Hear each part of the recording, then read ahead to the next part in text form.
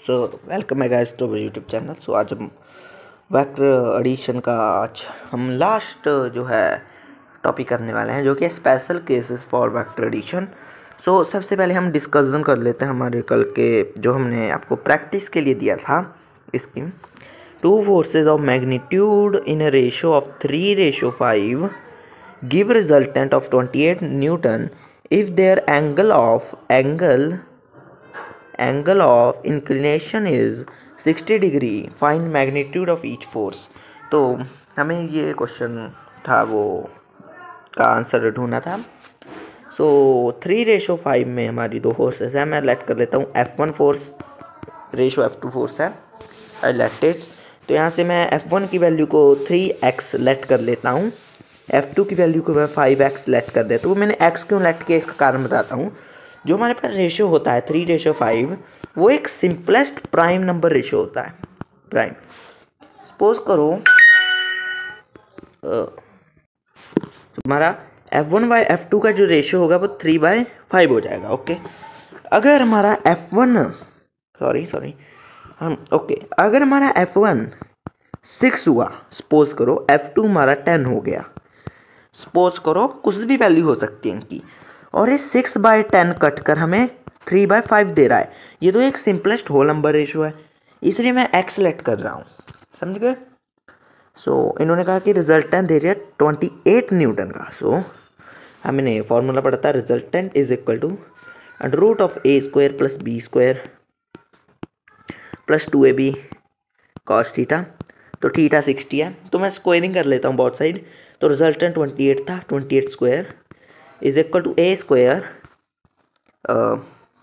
3x और 5x। ए की जगह हम F1 फोर्स और F2 फोर्स भी ले सकते हैं। F1 F2 F1 को मैंने 3x सेलेक्ट किया था, जब उसका स्क्वायर करूँगा 3x का होल स्क्वायर + 5x का whole square + 2 3x into 5x into cos 60 होता है 1/2। ये 2 और 2 कट जाएगा। सो 28 का जो स्क्वायर होता है अभी मैं नहीं कर रहा, 20² ही रख रहा हूँ। 9x² + 25x² + 15x², ये हमारे पास बन रहा है। तो 28² इज इक्वल, जो मैं इनको जोड़ूंगा तो मेरे पास आएगा 49x²। ओके, 49x², ये 49 परफेक्ट स्क्वायर है। 7x² मैं इसको लिख सकता हूँ। ओके, जब मैं अंडर ले रहा हूँ बहुत साइड, तो ये स्क्वायर कट जाएगा और 7x की वैल्यू 28 आ जाएगी। मीन्स x की वैल्यू 4 आ जाएगी।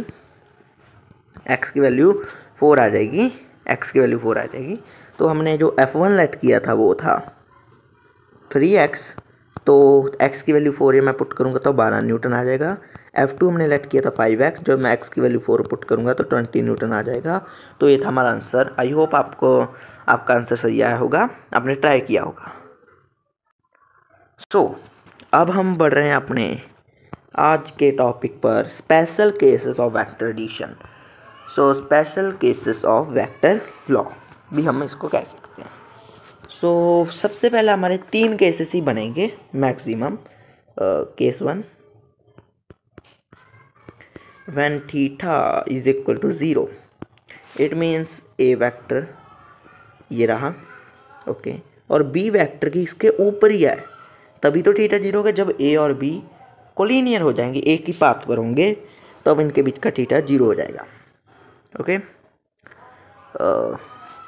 तो रिजल्टेंट का फॉर्मूला होता है हमारे पास √a² + b² + 2ab cos theta. 2ab cos theta. We know cos 0 is equal to 1। cos 0 is equal to 1 होता है। तो यहाँ पर मैं cos 0 की वैल्यू करूँगा √a² + b² + 2ab, क्योंकि ये 1 होता है तो 1 को किसी में चीज़ में मल्टीप्लाई करें तो वही चीज़ आ जाती है। तो भैया नोटिस करो कि हमारा a² + b² + 2ab बन रहा है ना। क्या a + b का होल स्क्वायर नहीं होता ये? क्या ये a + b का होल स्क्वायर नहीं होता? Yes, this is a square of a + b का होल स्क्वायर होता है ये। तो इसको मैं a + b का whole square with under root लिख देता हूँ। ओके, और रिजल्टेंट आ जाएगा हमारा mod of A plus B. और जब भी हम अंडर रूट एक्स स्क्वायर को ऐसे खोलते हैं तो उसका आंसर मॉड ऑफ एक्स आता है मैथमेटिक में। ओके, जो इसको हम ए प्लस बी भी लिख सकते हैं, सिर्फ मैग्नीट्यूड ही लिखना है यहाँ पर।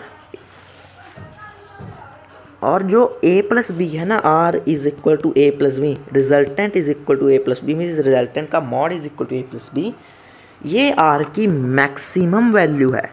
मैक्स टू मैक्स आर इतना हो सकता है, मैक्स टू मैक्स आर इतना हो सकता है। This is a maximum value of R. जो आर है वो इसके छोटा तो इसके इक्वल होगा, आर इसके बड़ा नहीं हो सकता। Resultant can never be bigger than A plus B. So अब केस 2 की बात करते हैं। Case 2, when theta is equal to 180 means if a vector is here and b vector is here and when the theta is 180। ये बात याद रखना कि अगर वेक्टर ऐसे हैं तो इनके बीच थीटा है 0। हमने जब टाइप्स ऑफ वेक्टर पढ़ाया था तब मैंने बताया था, जब वेक्टर्स ये पैरेलल वेक्टर्स हो गए, जब वेक्टर्स एंटी पैरेलल हैं तब इनके बीच थीटा 180 होता है। ये बात याद रखना, हमने बताई भी थी टाइप्स ऑफ वेक्टर्स में। सो जब वेक्टर के बीच 180 डिग्री एंगल हो जाए तो एक वैल्यू याद कर लेना, cos 180 is equal to -1। cos 180 -1 होता है, ये वैल्यू याद कर लेना। सो जो हमारा रिजल्टेंट आएगा वो आएगा under root of A square plus B square plus 2ab cos 180, और ये -1 होता है। सो इसको मैं अगर फर्दर लिखूँ तो मैं लिख सकता हूँ A square plus B square minus 2ab। मैंने माइनस को यहाँ रख दिया, ओके, -2ab। सो जो हमारा A square plus B square -2ab आया, ये हमारा जो आंसर आया था, ज़रा हम इसे देखें तो a माइनस बी का होल स्क्वायर होता है। a माइनस बी का ये होल स्क्वायर है। सो इसको मैं लिख सकता हूँ r is equal to under root of a minus B whole square. जब a स्क्वायर कट जाएगा तो r is equal to a minus B. हम यहाँ पर मॉडुलस भी लगा सकते हैं। सो जो हमारे पास वैल्यू आई ना, r is equal to a minus B, जे r की मिनिमम वैल्यू है। r की minimum value a minus B vector हो सकती है। तो इसको अगर मैं लिखना चाहूँ तो r को मैं लिख सकता हूँ a डिफरेंस b। अब ये डिफरेंस का मतलब है कि अगर a डिफरेंस b का मैं मतलब बताऊँ, अगर a is greater than b हुआ तो r की वैल्यू a माइनस बी आ जाएगी। अगर b is greater than a हुआ तो जो r की वैल्यू है वो b माइनस a आ जाएगी। इस डिफरेंस के साइन का ये मतलब है। ओके, सो यहाँ से हम एक ये बात कर सकते हैं कि r शुड बी स्मॉलर और equal to a plus B, और r should be greater than और equal to a difference b, and that is the most important talk. r इस रेंज में ही लाई कर सकता है। सो नेक्स्ट हम केस 3 की बात करने वाले हैं। Case 3, when theta is equal to 90 means a vector is perpendicular to v vector। तो इस वक्त जो इनका रिजल्टेंट आता है वो इस तरह आता है, resultant is equal to under root of a square plus b square plus 2ab cos 90। We know cos 90 is 0, तो ये सारी जो टर्म है ये 2ab cos 90 0 हो जाएगी।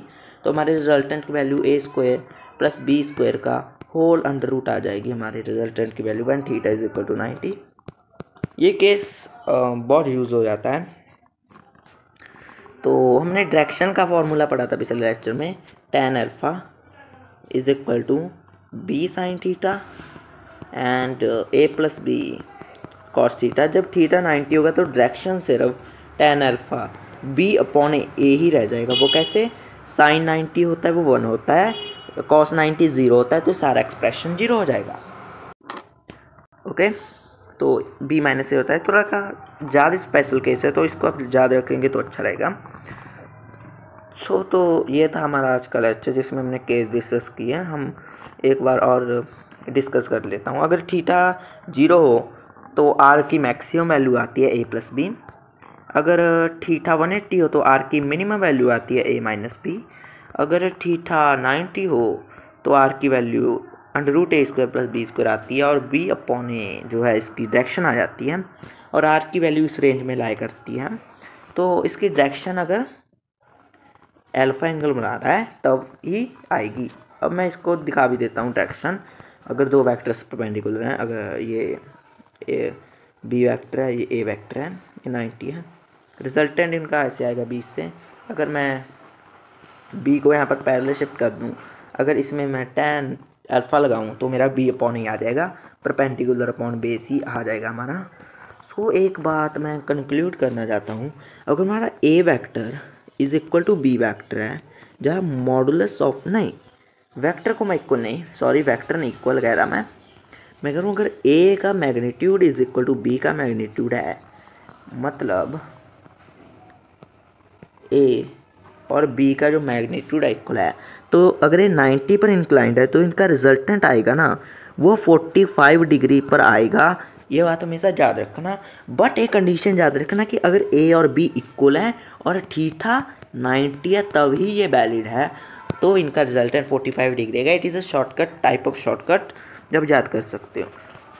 अब हम ए का मैग्नीट्यूड ही बी का मैग्नीट्यूड इक्वल होगा, ए वेक्टर बी वेक्टर के इक्वल नहीं हो सकता वहाँ, बिकॉज उसके लिए डायरेक्शन भी इक्वल होना चाहिए। हमें पता है वेक्टर में डायरेक्शन बहुत इंपॉर्टेंट करता है। सो यही था हमारा आज का लेक्चर। आई होप आपको अच्छा लगा होगा। तो नेक्स्ट लेक्चर में हम और भी कुछ डिस्कस करेंगे नेगेटिव ऑफ वेक्टर, कि वेक्टर नेगेटिव कैसे हो जाते हैं direction wise. So thanks for watching our video.